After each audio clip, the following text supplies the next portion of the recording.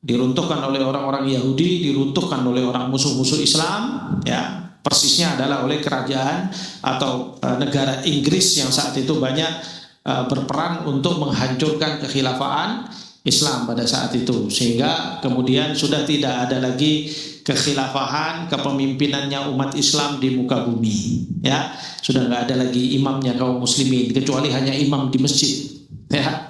Tinggal imam di masjid. Nah, setelah itu kondisi kaum muslimin menjadi terlunta-lunta, ya, seperti mana zaman kita sekarang. Maka dari itu ya sebab kepemimpinan itu menjadi penting, ya.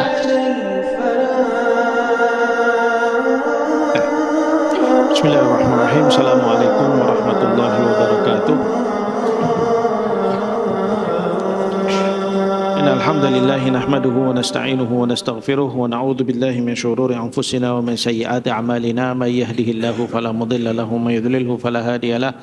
Asyhadu an la ilaha illallah ballagha ar-risalata wa adda al-amanata wa nasaha al-ummah wa jahada fi sabilillahi haqqa jihadihi hatta atahu al-yaqin.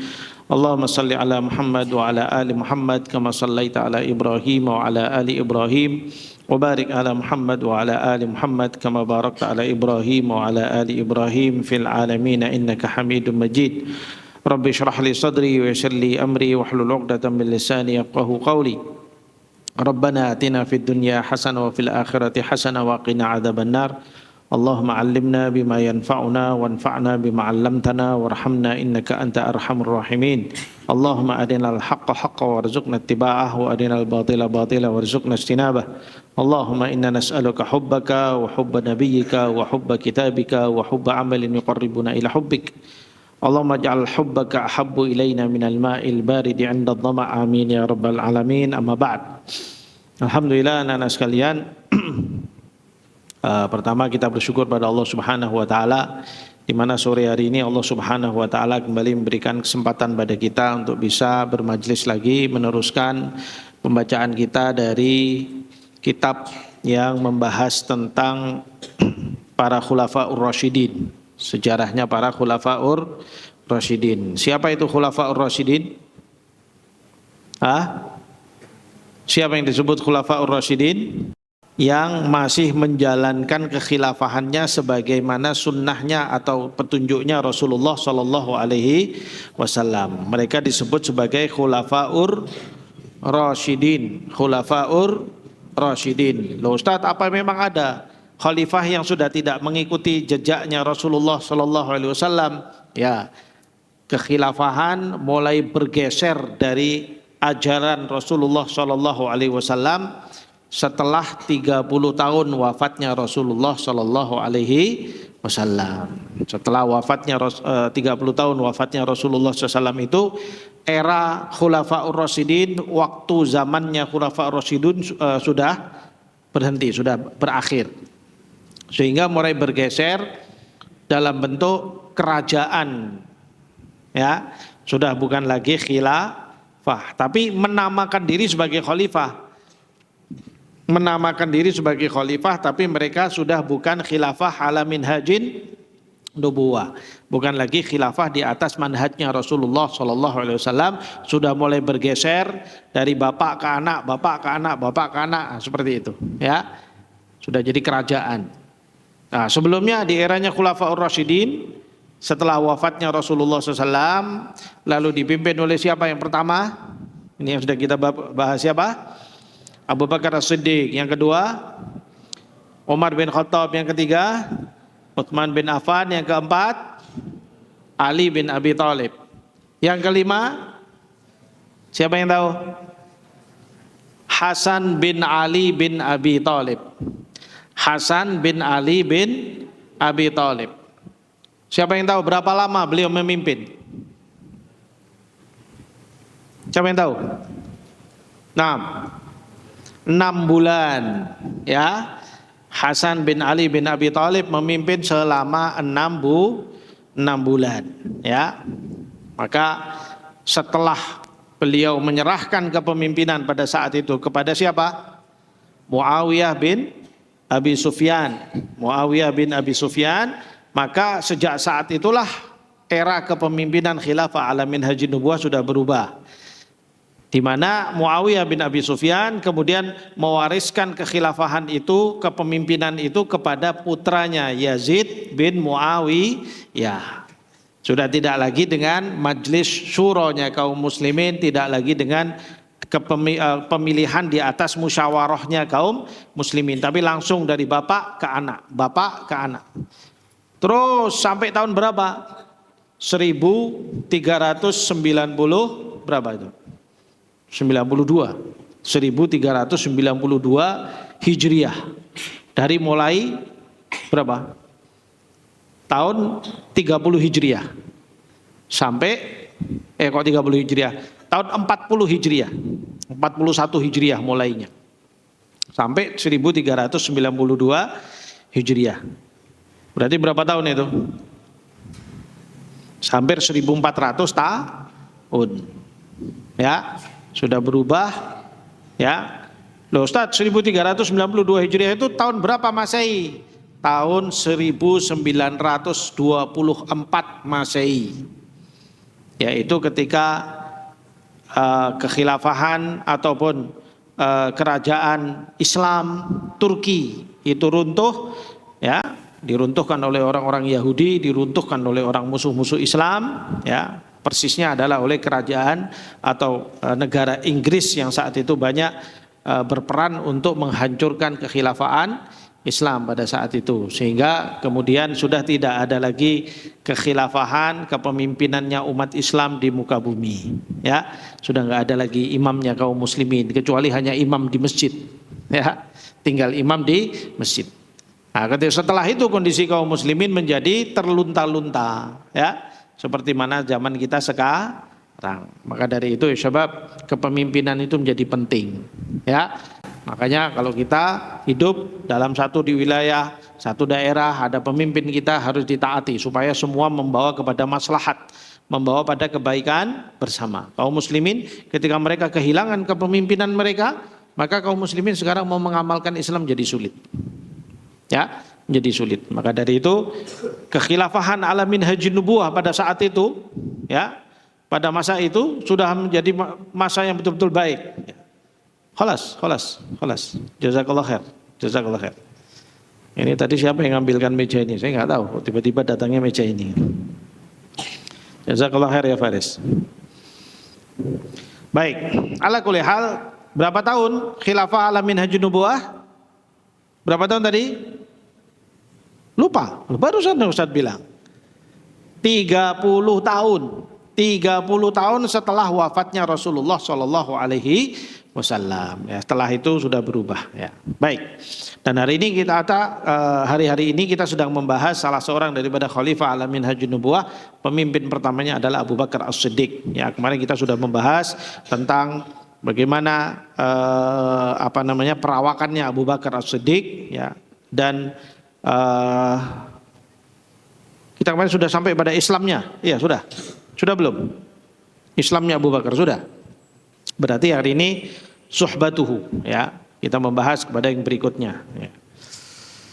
Baik, situ dikatakan lazama Abu Bakar As-Siddiq an-Nabiy sallallahu alaihi wasallam qabla al-Islami wa sahibahu fi hillihi wa tirhalihi wastamarra ala hadhihi suhbatil karimati ba'da al-Islami ila yaumi wafatihi sallallahu alaihi wasallam ya. Abu Bakar As-Siddiq membersamai Rasulullah Shallallahu Alaihi Wasallam sejak sebelum Islam. Jadi Abu Bakar As-Siddiq itu sudah dekat sama Rasulullah sejak sebelum masuk Islam. Sejak sebelum Allah Subhanahu Wa Taala menurunkan wahyu, Abu Bakar As-Siddiq itu sudah menjadi sahibnya Rasulullah Shallallahu Alaihi Wasallam. Ya, sudah menjadi teman dekatnya Rasulullah Shallallahu Alaihi Wasallam. Setelah turunkannya Islam ila yaumi wafatihi, sampai kepada hari wafatnya Rasulullah sallallahu alaihi wasallam. Ya, kemarin Ustaz sudah ceritakan sekilas kan bagaimana peristiwa wafatnya Rasulullah SAW. Kita juga sudah mengambil peristiwa atau belajar tentang peristiwa wafatnya Rasulullah sallallahu alaihi wasallam ketika di akhir pelajaran tentang Syama'il Muhammadiyah. Ingat kan? Masih ingat semua? Rasulullah meninggal di waktu apa? Siapa yang tahu? Waktu zuhur, ahsantum. ya, waktu zuhur. Pada saat itu yang jadi imam kaum muslimin siapa? Abu Bakar As-Siddiq, ya. Lalu kemudian Rasulullah meninggal di ruangan apa? Kamarnya Aisyah Ummul Mukminin radhiyallahu anha, ya. Kepalanya ditaruh di mana? Di pangkuannya Ummul Mukminin Aisyah radhiyallahu anha, ya. Kemudian setelah itu apa yang terjadi pada siapa? Itu terlalu sulit mungkin, ya. Umar bin Khattab pada saat itu mereka tidak bisa menerima wafatnya Rasulullah SAW. Lalu beliau mengancam apa? Siapa yang mengatakan bahwa Nabi Muhammad meninggal maka akan aku pancung dia, gitu ya. Aku bunuh dia. Kenapa? Karena saking marahnya, ya, saking marahnya, saking sedihnya perasaan Umar bin Khattab radhiyallahu anhu. Lalu kemudian Abu Bakar lah kemudian ketika itu yang meluruskan, ya. Apa perkataan Abu Bakar pada saat itu? Siapa yang tahu? Siapa yang tahu? Angkat tangan ya syabab. Ya Allah syabab. Gak boleh malu-malu, ayo. Yang tahu angkat tangan. Naam, irfa' sautak. Naam.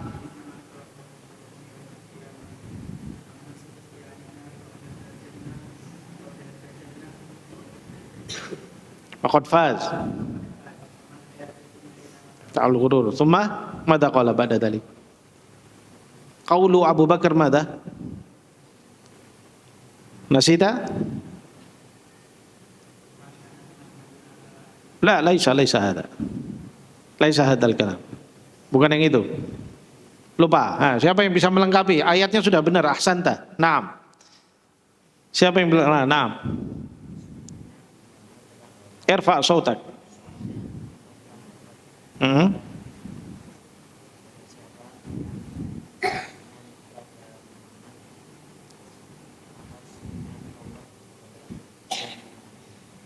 Ya, bagus, tapi belum lengkap. Apa katanya Abu Bakar pada saat itu? Beliau berkata, man kana ya'budu Muhammadan fa inna Muhammadan qad mat. Barang siapa yang menyembah Muhammad, maka sesungguhnya Muhammad telah wafat. Wa man kana ya'budullah fa innallaha hayyun la yamut. Ya, dan barang siapa yang menyembah Allah, maka sesungguhnya Allah itu akan hidup selama-lamanya dan tidak akan mati. Ya, itu sebuah jawaban dan pernyataan yang tegas dan benar sehingga tidak ada yang bisa menafikan itu. Termasuk siapa? Umar bin Khattab yang saat itu lagi terbakar emosinya. Ya, dia mau bilang apa? Ya, bahwasanya Allah, man kana ya'budullah fa innahu hayyun la yamut. Betul. Allah Subhanahu wa taala, siapa yang nyembah Allah maka sesungguhnya dia hidup tidak akan mati. Masa mau dia mau protes? Emang berani dia mau protes? Enggak berani protes, makanya dia diam. Ya. Wa man kana ya'budu Muhammadan fa inna Muhammadan qad mat. Barang siapa yang menyembah Muhammad maka sesungguhnya Muhammad telah mati atau setelah wafat. Nah, dari situlah kemudian jawaban kepada Umar bin Khattab pun tidak menjadikan beliau menjadi tenang, ya. Dan itu yang berani berbicara itu pada saat itu hanya Abu Bakar As-Siddiq radhiyallahu anhu, ya. Jadi beliau membersamai Rasulullah SAW dari mulai sejak sebelum diutus menjadi Rasul, sejak muda sampai kepada wafatnya Rasulullah SAW. Tsumma istamarra mutajawirin. Kemudian beliau membersamai Rasulullah SAW. Ya, Allah menakdirkan beliau selalu bersama dengan Rasulullah SAW. Bersama terus. Hatta ba'da mamatihima ilal yaum, bahkan setelah mereka berdua wafat masih tetap bersama-sama, ya, masih tetap bersama-sama bahkan sejak wafatnya. Ini semua adalah takdir Allah, ya sahabat. Ini semua adalah ketentuan dan kehendaknya Allah Subhanahu wa taala, dan ini adalah fadilah yang Allah Subhanahu wa taala bangunkan yang tidur. Dan ini semua adalah fadilah yang Allah Subhanahu wa taala berikan kepada seorang Abu Bakar As-Siddiq radhiyallahu anhu, bisa membersamai Rasulullah SAW sejak sebelum risalah sampai bahkan setelah wafatnya pun bisa bersama-sama. Itu kalau nggak takdir Allah apalagi? Kalau nggak pilihan Allah apalagi?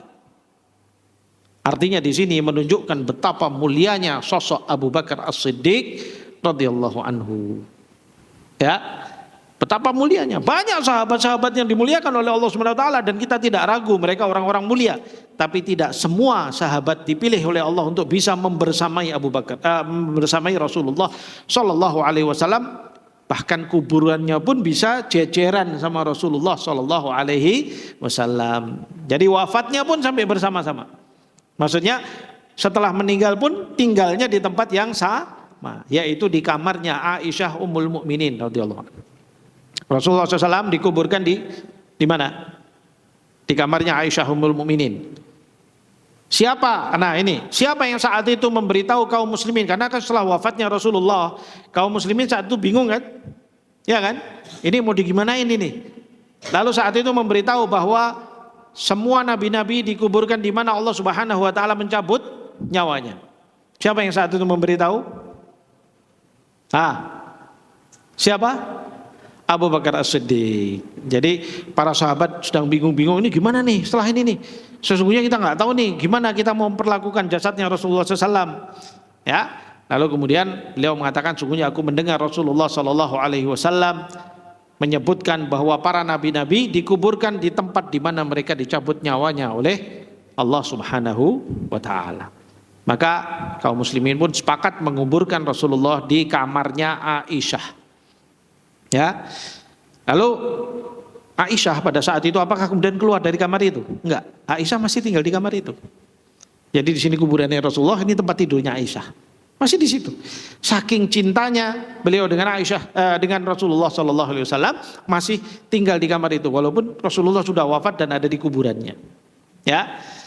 Lalu kemudian setelah itu Abu Bakar As-Siddiq, setelah berapa? Hampir sekitar 2,5 tahun beliau memimpin menjadi seorang khalifah, kemudian beliau wafat. Dipanggil oleh Allah Subhanahu wa taala. Ya, ada beberapa riwayat nanti kita ambil insyaallah. Ya, lalu kemudian beliau juga ketika itu apa? Minta dikuburkan di sebelahnya Rasulullah sallallahu alaihi wasallam. Dan dikabulkan oleh Aisyah Ummul Mukminin. Karena itu siapanya? Bapaknya. Ya kan? Dikabulkan, ditaruh sebelahnya lagi. Jadi ini tempat tidurnya, ini kuburan Rasulullah, di situ kuburannya Abu Bakar As-Siddiq. Lalu Aisyah minta supaya satu tempat itu untuk dia. Kalau nanti dia wafat, dia pengen di situ, bertiga di dalam satu ruangan, bertiga di situ. Tapi kemudian ketika Umar bin Khattab mau wafat, kan Umar bin Khattab juga wafatnya diracun. Ya, nanti kita akan ambil ketika kita mengambil pelajaran tentang Umar bin Khattab. Beliau ditikam lagi sholat, ngimami, kemudian dari belakang ditikam oleh orang yang musuhnya Umar bin Khattab, ya, orang yang nggak suka sama Umar bin Khattab, yaitu orang yang memiliki dendam dari Persia. Karena orang yang bisa menghancurkan kerajaan Persia pada saat itu siapa? Umar bin Khattab. Maka dia marah sekali. Lalu kemudian dia ikut sholat di saf depan. Lalu Umar bin Khattab sholat subuh, ngimami Allahu Akbar. Dia ambil pisau yang sudah dikasih racun itu, ditusukkan ke pundaknya Umar bin Khattab sini, lalu ditusukkan lagi ke punggungnya, sehingga kemudian setelah 3 hari Umar bin Khattab wafat, syahid. Ya, beliau syahid ya setelah ditikam oleh musuh. Ya, jadi walaupun beliau enggak syahid di medan jihad, tapi beliau syahid karena ditikam oleh musuhnya. Ya, pada saat itu.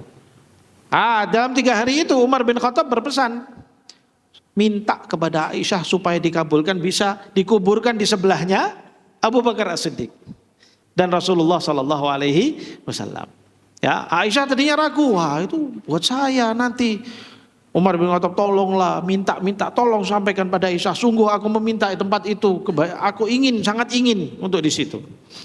Aisyah berat, kenapa? Karena beliau ingin di situ, ya, ingin bersama-sama di situ, karena Rasulullah adalah suaminya, Abu Bakar adalah bapaknya. Ya, kemudian beliau tinggal di situ tanpa harus menutup hijab. Ya, jadi tetap tinggal, istilahnya tidur di situ pun nggak ada masalah. Tapi kemudian karena beliau nggak tega, akhirnya mengabulkan permintaan Umar bin Khattab. Umar bin Khattab pun dikuburkan di sebelahnya siapa? Abu Bakar As-Siddiq. Jadi Rasulullah, Abu Bakar sama Umar. Tapi agak dikebelakangkan sedikit begitu, ya. Nah, setelah Umar bin Khattab dikubur di situ, Aisyah sudah tidak tidur di kamarnya lagi. Karena apa? Karena dia sudah tidak bisa, dia malu untuk membuka hijab. Loh kan itu sudah mati Ustaz. Begitulah para sahabiat dahulu menjaga aurat-aurat mereka. Walaupun kepada orang yang sudah meninggal, mereka masih menjaga aurat mereka. Tapi kaum muslimin sekarang, kaum muslimat sekarang gimana? Ya, umbar aurat di mana-mana, ya kan? Jauh dari adabnya para sahabiat zaman dahulu yang sangat menjaga kesucian mereka, menjaga kemurnian mereka.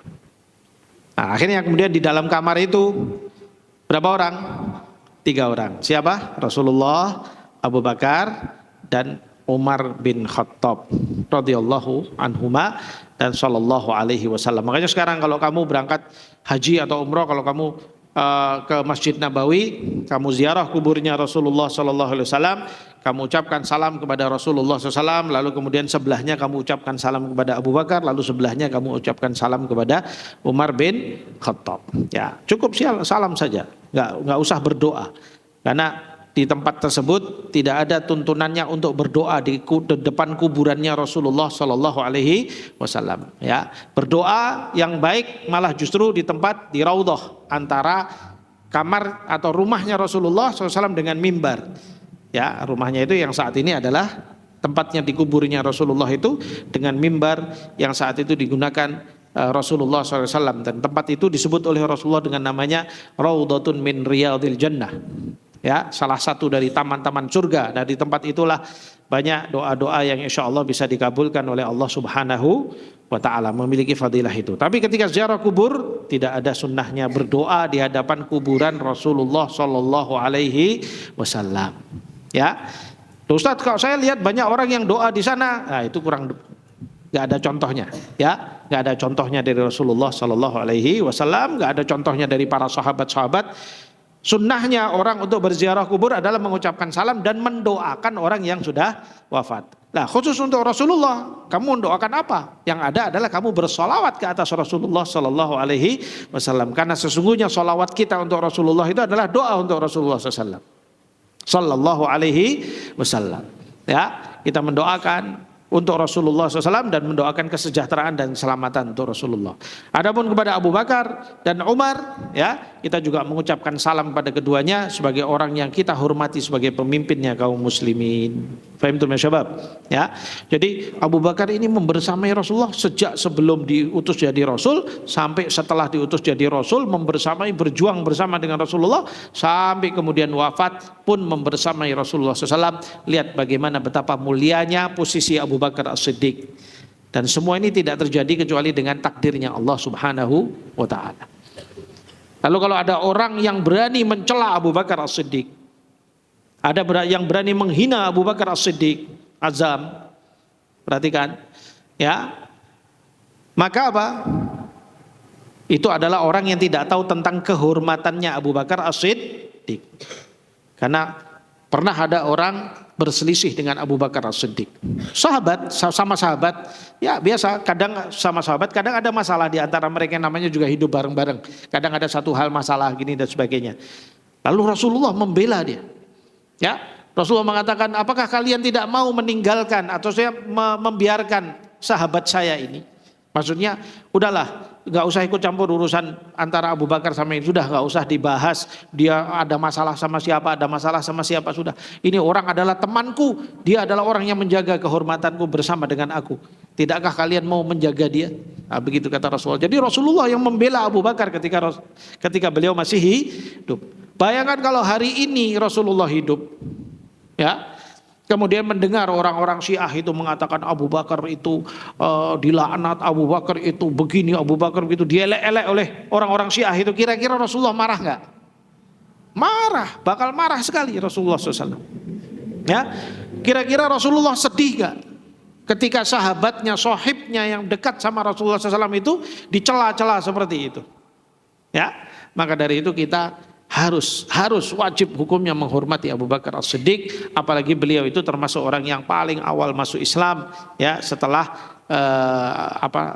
Khadijah Ummul Mukminin, ya.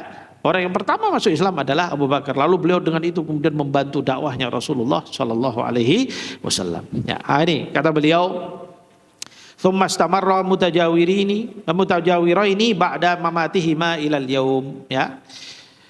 Wa bil audati ila siratin nabawiyyati syarifah najidu amthilatan katsiratan minhal musara'atu ila tasdiqihi fi kulli ma yaqul. Dan ketika kita kembali kepada sirah nabawiyah, kita menemukan bahwasanya Abu Bakar As-Siddiq begitu cepat untuk mempercayai Rasulullah Shallallahu Alaihi Wasallam. Ya, beliau itu orang yang tidak pernah ragu dengan Nabi Muhammad Shallallahu Alaihi Wasallam. Bangunkan. Ya, beliau tidak pernah ragu dengan siapa? Rasulullah Shallallahu Alaihi Wasallam. Ya. Wa mulazamatuhu fis sarra'i wad dharra, dan Abu Bakar juga membersamai Rasulullah dalam keadaan mudah dan dalam keadaan sulit. Coba, kejadian apa? Rasulullah lagi kesulitan, Rasulullah lagi menghadapi masalah, Rasulullah lagi serang oleh musuh-musuhnya. Kamu akan temukan Abu Bakar selalu membersamai Rasulullah Shallallahu Alaihi Wasallam. Perjuangannya selalu bersama dengan Rasulullah Shallallahu Alaihi Wasallam. Ya, lihat ketika bersama-sama hijrah dari Mekah menuju Madinah, itu perjalanan sangat berbahaya, bukan sembarang perjalanan itu. Itu kalau ketemu sama orang Quraisy langsung dibunuh dua-duanya. Ya, atau paling enggak ditangkap dibawa ke Mekah dan akan dibunuh di Mekah. Tapi Abu Bakar menangis minta sama Rasulullah SAW supaya bisa membersamai Rasulullah dalam perjalanan hijrahnya. Dan ternyata dikabulkan oleh Allah Subhanahu wa taala, diizinkan oleh Allah Subhanahu wa taala untuk membersamai perjalanan hijrahnya Rasulullah sallallahu alaihi wasallam ke Madinah, ya. Wa mulazamatuhu fis sarra'i wad dharra'i walamma azama 'ala al-hijrati qala lahu alaihi salatu wassalam, dan ketika mau berangkat hijrah Rasulullah sallallahu alaihi wasallam bersabda padanya, ala raslika ya Abu Bakrin la'allallahu yaj'alu laka sahiban. Ya, tenanglah wahai Abu Bakar, kita tunggu izinnya Allah Subhanahu wa taala, semoga Allah memberikan izin agar engkau bisa membersamai aku. Jadi Rasulullah pun berharap pada saat itu ketika ada perintah hijrah, karena ketika diperintahkan hijrah Allah tidak mendetailkan, tidak memberitahukan kamu ditemani siapa, itu enggak. Ya, yang ada adalah perintah, kamu berangkat hijrah, wahai Muhammad, berangkatlah engkau kepada hijrah ke Madinah. Lalu Abu Bakar minta supaya menemani dan menanyakan terus, ya Rasulullah, boleh saya menemani Anda? Boleh saya menemani Anda? Boleh saya menemani Anda? Begitu terus. Rasulullah bilang, ala raslik, tenang wahai Abu Bakar. Sampai sekarang saya tidak ada perintah dari Allah untuk ditemani oleh siapapun. Ya, bisa jadi Allah akan mengizinkan untuk menemani engkau. Ya, ditemani oleh engkau. Lalu kemudian hatta idza ja'ahu liyukhbirahu anna Allah qad adina lahu bil hijrah. Qala as-sahbatu ya Rasulullah fa ajabahu as-sahbah. Ya, sampai kemudian datang perintah dan pemberitahuan dari Allah Subhanahu wa taala bahwa dia boleh untuk membersamai Rasulullah dan menemani Rasulullah sallallahu alaihi wasallam dalam hijrah, ya. Taqulu ummuna Aisyah radhiyallahu anha ma sya'artu qabla dhalika anna ahadan yabki minal farahi hatta ra'aitu Abu Bakrin yabki hina adina lahu Rasulullah sallallahu alaihi wasallam suhbatuhu. Ya. Ummul Mukminin ketika melihat peristiwa itu, kan ketika itu Aisyah masih kecil, tapi dia bisa melihat peristiwa itu, ya. Lalu dia mengatakan, pada saat itu aku melihat, baru kali itu aku melihat ada seorang lelaki menangis karena gembira. Ya. Biasanya orang itu kalau nangis karena apa? Karena sedih kan, ya kan? Tapi ada orang menangis karena gembira. Manusia itu kalau dia terlalu gembira dia bisa menangis. Kalau terlalu sedih juga dia akan menangis. Karena menangis itu adalah luapan perasaan.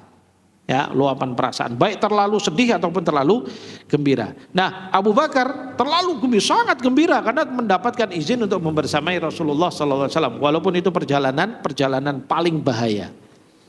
Ya, perjalanan hidup dan mati, tapi beliau senang sekali untuk bisa membersamai Rasulullah sallallahu alaihi wasallam. Lalu kemudian beliau menangis pada saat itu dan kata Ummul Mukminin, sungguh aku baru itu aku melihat, ya, yabki minal farahi hatta ra'aitu Abu Bakrin yabki hina adina lahu Rasulullah SAW fi suhbatihi. Walaula wujudal musyabahati wal musyakalati bainahuma wa tawaffurir rahati wal muyul an-nafsiyatil mutabadilah lama ikhtara suhbatahu fi tilka rihlati al-masiriyatil khatirah. Wa yaqulu sallallahu alaihi wasallam fi mawdhi'in akhar law kuntu muttakhidan khalilan lattakhadtu ibna Abi Quhafata khalila. Pernah suatu hari Rasulullah sampai mengatakan, kalaulah aku diizinkan untuk mengambil oleh Allah Subhanahu wa taala untuk mengangkat seorang yang menjadi teman yang sangat dekat, maksudnya khalil, kekasih, orang yang aku kasihi, orang yang aku cintai yang paling dalam, kalau aku diizinkan oleh Allah Subhanahu wa taala untuk itu, ya, selain Allah, maksudnya kalau gini, orang mukmin itu cintanya yang paling dalam pada siapa? Allah Subhanahu wa taala. Orang mukmin itu cintanya yang paling dalam adalah kepada Allah. Tidak boleh ada cinta yang lebih dalam melebihi cintanya kepada Allah Subhanahu wa taala. Pada siapapun tidak boleh ada yang melebihi cinta yang paling dalam kepada pada siapapun kecuali kepada Allah Subhanahu wa taala. Nah, Rasulullah bilang, kalaulah aku diizinkan untuk mengambil sosok yang aku cintai yang menjadi paling dalam itu, yang cintanya paling dalam itu, ya, kalau aku diizinkan untuk itu, artinya boleh cinta sama Allah dan cinta pada siapa, dan cinta pada siapa, dan cinta, begitu. Yang sama tingkatannya dengan cinta dengan Allah, jadi betul-betul menjadikan khalil, yaitu kekasihnya. Maka kata Rasulullah, kalau diizinkan pasti sudah aku ambil Abu Bakar As-Siddiq sebagai khalil bagi aku, ya, sebagai kekasihku. Beliau nggak nyebut Khadijah, beliau nggak nyebut Aisyah, beliau nggak nyebut Ali bin Abi Thalib, beliau nggak nyebut siapa-siapa. Yang beliau sebut adalah, kalau aku boleh diizinkan oleh Allah untuk mengambil sosok yang paling aku cintai atau kekasih, maka sungguh aku akan mengambil Abu Bakar sebagai kekasih. Sosok yang betul-betul dicintai, saking dekatnya hatinya Rasulullah Sallallahu Alaihi Wasallam dengan Abu Bakar As-Siddiq radhiyallahu anhu. Ya. Marwiyatuhu minas sunnati syarifah. Periwayatan hadis-hadis oleh Abu Bakar As-Siddiq. Kita termasuk jarang mendengar riwayat dari Abu Bakar As-Siddiq, kan? Ya, kenapa itu? Kita lihat di sini. Ala raqmi min insyighali Abi Bakr radhiyallahu anhu bi umuril khilafah illa annahu kana min ahrasin nasi wa ahfaduhum li sunnatin nabi sallallahu alaihi wasallam. Walaupun Abu Bakar As-Siddiq adalah orang yang sangat sibuk mengurus kekhilafahan pasca wafatnya Rasulullah sallallahu alaihi wasallam, ya. Kan tahu sendiri, setelah Rasulullah wafat banyak orang murtad, ya kan? Ada yang nggak mau bayar zakat, ada yang nggak mau lagi sholat, ada yang nggak mau membayar, pokoknya segitulah. Ya, ada yang mengatakan udahlah Muhammad sudah nggak ada, udahlah kita nggak usah ngikuti lagi agama dia. Pasti kita nanti kalau ada yang mau ngelawan kita perang, nah, begitu. Kenapa? Karena masih banyak kaum muslimin yang saat itu imannya juga masih lemah. Ya, apalagi orang-orang qabilah-qabilah yang jauh-jauh dari kota Madinah itu, ya, mereka masuk Islam pada saat itu banyak ikut-ikut aja. Jadi bukan kemudian sosok yang kemudian memiliki kekuatan keimanan yang kokoh banget, enggak juga. Sehingga begitu mereka mendengar bahwa Rasulullah SAW sudah wafat, maka mereka apa? Murtad. Ada yang wah udahlah kita nggak usah bayar zakat dan sebagainya dan sebagainya. Sehingga sosok yang menggantikan kepemimpinan kaum muslimin pada saat itu setelah Nabi SAW adalah Abu Bakar. Otomatis beliau jadi sangat sibuk untuk mengatasi orang-orang yang murtad. Ya. Orang-orang murtad sana dapat laporan, orang sana sudah nggak mau bayar zakat, wahai Abu Bakar, ya sudah tolong diingatin dulu. Zakat adalah kewajiban mereka. Kalau mereka nggak bayar zakat, maka rukun Islam yang ketiganya rusak. Kalau sudah rukun Islamnya rusak, maka Islamnya menjadi rusak. Maka kalau mereka sudah tidak mau Islam lagi, maka akan aku datang untuk perangi mereka. Wajib mereka harus bayar zakat. Karena dalam Islam itu orang tidak dipaksa untuk masuk Islam.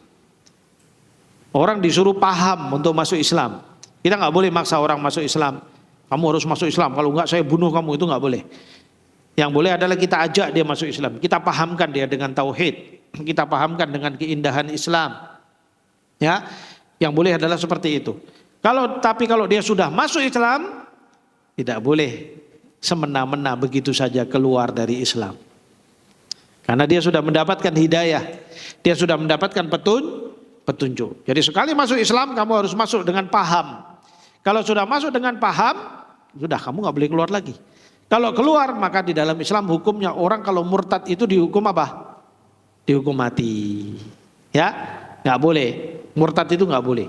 Orang kalau sudah murtad maka dia dihukum mati. Dalam Islam kalau ada orang di dalam hukum Islam, seorang qadhi, seorang hakim Islam, kalau dia ada orang datang kemudian dia murtad, maka dia bertanya, kenapa kamu murtad? Oh karena saya begini. Maka dia ditangkap, dimasukkan penjara dulu, dibiarkan. Diingatkan, suruh orang untuk menasihati dia. Yang benar itu Islam, yang ini terus diluruskan. Ditunggu sampai waktu yang cukup, ada yang mengatakan 3 hari, ada yang mengatakan sampai 3 bulan. Ya, ditunggu, diberi kesempatan dia untuk kembali lagi ke dalam Islam. Kalau dia tidak mau kembali kepada Islam, maka qadhi akan memutuskan pada dia dihukum mati. Nggak boleh orang bolak-balik agama, bolak-balik. Rasulullah bilang apa? Dalam hadisnya, membaddala dinahu faqtuluh. Barang siapa yang mengubah agamanya maka bunuhlah dia. Ya. Karena orang nggak boleh pelin-pelan agama, sebentar Kristen, sebentar Konghucu, sebentar apa, semua agama dicoba sama dia. Ya. Nah, ini nggak boleh, coba-coba agama buat coba-coba nggak boleh.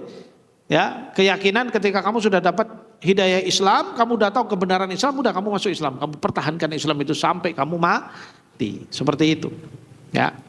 Nah, Abu Bakar setelah menjadi khalifah banyak kaum muslimin yang murtad, banyak yang nggak mau bayar zakat, banyak yang balik memerangi kaum muslimin, ada yang ngaku nabi, ya ngaku nabi lalu kemudian beliau memerangi, sehingga beliau sibuk untuk mengatur pasukan-pasukan ke sana sini, ya, mengatur kekhilafahan, menjadi pemimpin kaum muslimin untuk sibuk ke sana sini, sehingga beliau tidak sempat banyak meriwayatkan hadits. Tapi beliau termasuk orang yang paling banyak menghafal hadisnya Rasulullah SAW. Bagaimana tidak? Wong kemana-mana bareng kok sama Rasul. Ya enggak? Kalau dibanding dengan Abu Hurairah radhiyallahu anhu, Abu Hurairah itu meriwayatkan hadis dari Rasulullah jumlahnya berapa? Siapa yang tahu? Abu Hurairah. Berapa? Ada yang tahu? Berapa Abu Hurairah meriwayatkan hadis? Ada yang mengatakan hadisnya adalah 4.500-an hadis. Abu Hurairah itu. Padahal Abu Hurairah itu cuma membersamai Rasulullah 3 tahun. Itu pun sahibannya enggak seperti Abu Bakar.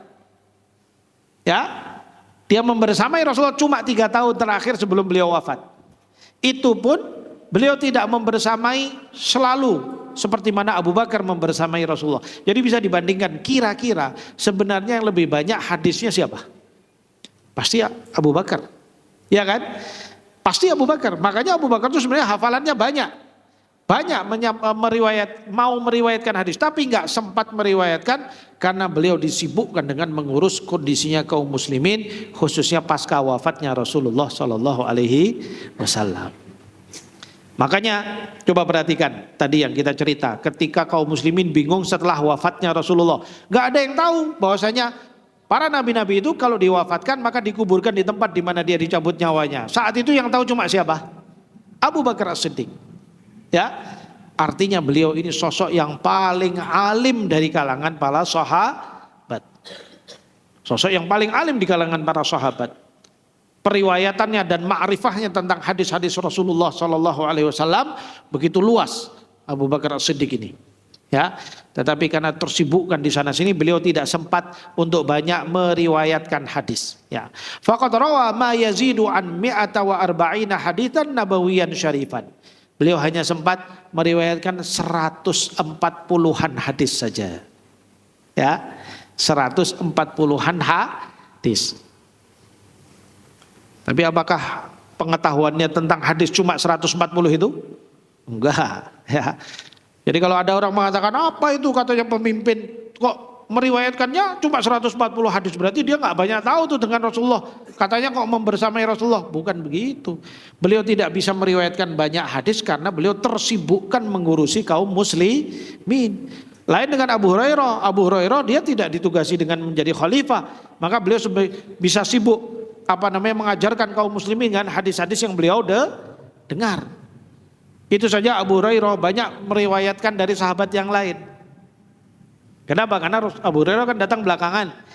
Lalu ada sahabat yang menceritakan, oh dulu saya mendengar Rasulullah mengatakan begini-begini. Lalu Abu Hurairah meriwayatkan kepada tabi'i, kepada yang berikutnya. Begitulah seterusnya. Ya, hadis-hadis itu. Sehingga beliau meriwayatkan banyak pada saat itu karena beliau fokus banyak meriwayatkan hadis. Yang kedua, Abu Hurairah untuk ketika datang ke Madinah, beliau nyantri. Nyantrinya di mana? Tinggal di Masjid Nabawi. Jadi Masjid Nabawi itu di bagian belakang itu ada tenda kecil begitu ya. Ada kayak tempat kecil begitu namanya Suffah. Suffah. Tinggal di situ orang-orang yang hijrah ke Madinah, nggak punya kerabat, nggak punya rumah, nggak punya harta, nggak punya apa-apa. Maka mereka tinggal di Suffah. Ya, tinggalnya di masjid di belakang, bagian belakang, sudut belakang gitu. Ya, udah nanti mereka makan ya kadang kerja, mereka nanti makan nanti atau ada orang sodakoh mereka makan di situ. Tapi karena mereka berada di masjid, mereka banyak mendengar hadis-hadisnya Rasulullah. Nah, Abu Hurairah fokus banyak mendengar dari dari Rasulullah SAW. Tinggal di Sufah, kalau Rasulullah di masjid beliau pasti membersamai dan mendengar hadis-hadisnya Rasulullah. Lalu kemudian beliau juga bertanya kepada sahabat-sahabat yang lain. Itulah kenapa Abu Hurairah banyak riwayat hadisnya. Tapi kalau Abu Bakar banyak mendengar tapi tidak bisa meriwayatkan karena tersibukkan mengurusi kaum muslimin ya, sehingga cuma sempat meriwayatkan sekitar 140-an hadis. Warawa anhu katsirun minas sahabati ka Abdullah bin Abbas wa Anas bin Malik wa Abdullah bin Umar bin Khattab wa Abdullah bin Amr bin Al-As wa ghairihim katsir. Dan lalu kemudian tidak sedikit para sahabat yang juga meriwayatkan dari Abu Bakar As-Siddiq radhiyallahu anhu. Wa minal muakkadi anna As-Siddiq radhiyallahu anhu kana yahfadhu adhafa hadzal adad min al-ahadits an-nabawiyyah lakinnahu tafarraga li syu'unir ra'iyyati wal jihad wa lam yakun lahu talamidatun ya'khuduna anhu al-hadits. Dan sudah pasti Abu Bakar itu banyak menghafalkan hadis, ya memiliki banyak hafalan hadis. Tetapi beliau tersibukkan dengan mengurusi rakyat kaum muslimin dan mengurusi jihad fisabilillah, sehingga beliau tidak memiliki murid yang khusus belajar dari Abu Bakar As-Siddiq sehingga mengambil hadis-hadisnya dari Abu Bakar As-Siddiq. Fi hinin annahu lamasa hirsa ba'd as-sahabatil kiram ala riwayatil hadits an-nabawiyyatis syarif ka Abi Hurairah wa ummuna Aisyah radhiyallahu anhuma fatabat nafsuhu lidzalik wa ansarafa an riwayatil hadits. Di saat di mana beliau melihat sudah cukup ada sahabat-sahabat yang lain yang fokus meriwayatkan hadis-hadis, sehingga beliau sudah menyerahkan kepada sahabat-sahabat tersebut, sehingga beliau mengurusi kaum muslimin. Ya, di antara yang disebut di sini adalah Aisyah Ummul Mukminin. Kita tahu Aisyah Ummul Mukminin itu juga meriwayatkan banyak hadis. Dikatakan berapa jumlah hadis yang diriwayatkan oleh Ummul Mukminin? Siapa yang tahu? Sekitar 1.500-an hadis. 1.500-an hadis Ummul Mukminin Aisyah radhiyallahu anha ya. Jadi banyak ya diriwayatkan oleh beliau ya. Baik. Kita cukupkan sekian dulu. Insyaallah nanti kita ambil tentang wafatnya Abu Bakar As-Siddiq insyaallah pada waktu yang akan datang. Wallahu a'lam.